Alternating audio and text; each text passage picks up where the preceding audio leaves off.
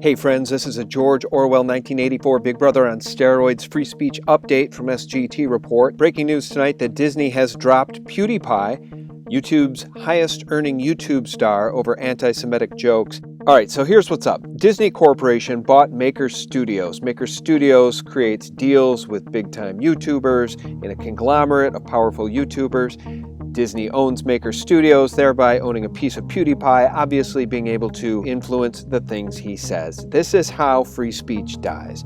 Maker Studios, a division of Disney, just severed their deal with YouTube megastar PewDiePie. They pointed to a now-deleted January 11th video in which PewDiePie paid two men to hold up a sign that read, "Death to all Jews."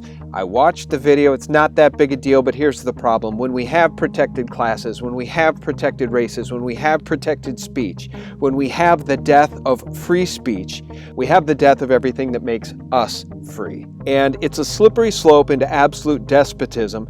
PewDiePie, making more than $15 million, does not need Disney. So this really won't affect his YouTube channel. He doesn't need Maker Studios. He doesn't need Disney. He can continue to have a successful YouTube channel. In fact, the #1 YouTube channel in the world with more than 50 million subscribers without Disney, and then he can say whatever the heck he wants. And I'm not defending him for making a video in which he says death to Jews, but had he made a video that said death to whites, or had he made a video that said death to Christians, if he would have made a video that said death to Muslims, I don't think that Maker Studios would have severed their deal.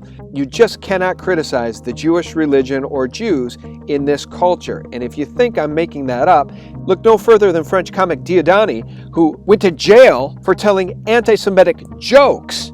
You heard that right. Diodani Mbala faces 2 months in prison and a $9,500 fine. This was back in 2015. In Brussels, of course, home to the bureaucrats of the EU. The bureaucrats live in Brussels, where they allow horrifying murals like these on the buildings in Brussels, suggesting child pedophilia and human sacrifice. By the way, another protected class, pedophiles. A Belgian court sentenced controversial French comedian Diodani Mbala on Wednesday to 2 months in prison and a €9,000 fine for making anti-Semitic jokes during a comedy show in 2012. Diodani, known for his use of jokes based on ethnic stereotypes, has repeatedly been convicted of racism in France and fined for quote-unquote hate speech. He insists he is not anti-Semitic. Here's the problem. This is a slippery slope into absolute despotism, and it cannot be allowed to stand in these United States. Now, people need to understand, in the EU, which is an absolute hellhole of bureaucracy and the antithesis of freedom, the EU has engaged in a relentless attack on free speech, and new plans to tackle online hate speech pose a threat to us all. This comes from Spiked Online, and they're absolutely right. On June 2, 2016, they wrote, "Yesterday, the EU's powerful, unelected executive branch, the European Commission, announced sweeping plans to combat illegal online hate speech. Working with equally powerful IT companies Facebook, Twitter, YouTube, and Microsoft, the European Commission unveiled a code of conduct that will ensure online platforms do not offer opportunities for illegal online hate speech to spread virally." Understand, when they say illegal, they truly mean they will send you to jail if you say anything anti-Semitic.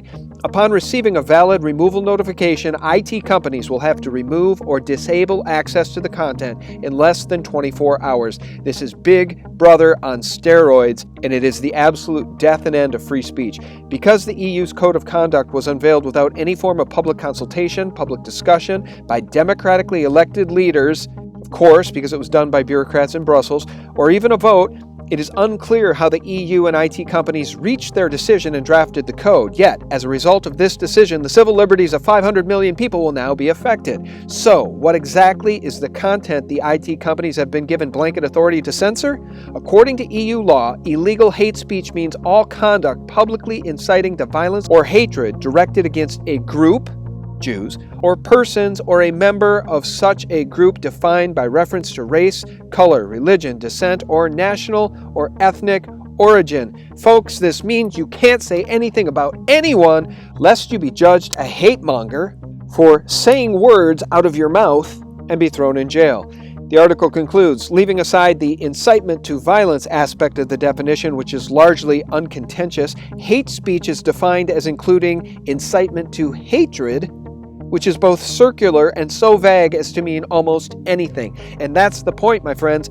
It can mean whatever they want it to mean. And the EU is the antithesis to freedom. It is an Orwellian state where the rights of the people have been superseded by bankster-controlled puppets. People don't understand what the European Union is. They don't understand how it's governed. They don't know who are the people who are running it. But they know that they weren't chosen by the people. Bureaucrats in Brussels, and it is exactly the type of fascist government the bankers would love to see empowered in these United States. And should they get their world government, their one world government, it is exactly what they will get. Again, Disney pulling out the old hacksaw and cutting PewDiePie over what they're calling anti-Semitic jokes. There's no room for jokes, folks, not in this new world order, not as it pertains to Jews, not as it pertains to pedophiles, not as it pertains to protected classes like transgenders or gay people. It's the end of free speech, and this is exactly how corporations de-incentivize, discourage, or kill free speech. Thanks for tuning in, and for real news 24/7, visit us at SGTReport.com. This was never really meant to be a pizza parlor. This is something that is a global endemic, and it's something that's quite concerning. And I sometimes feel that the media purposefully not just ignores the Silsby connection, but ignores a lot of other cases to focus on DC because it takes people's attention away from the big picture and from what's going on.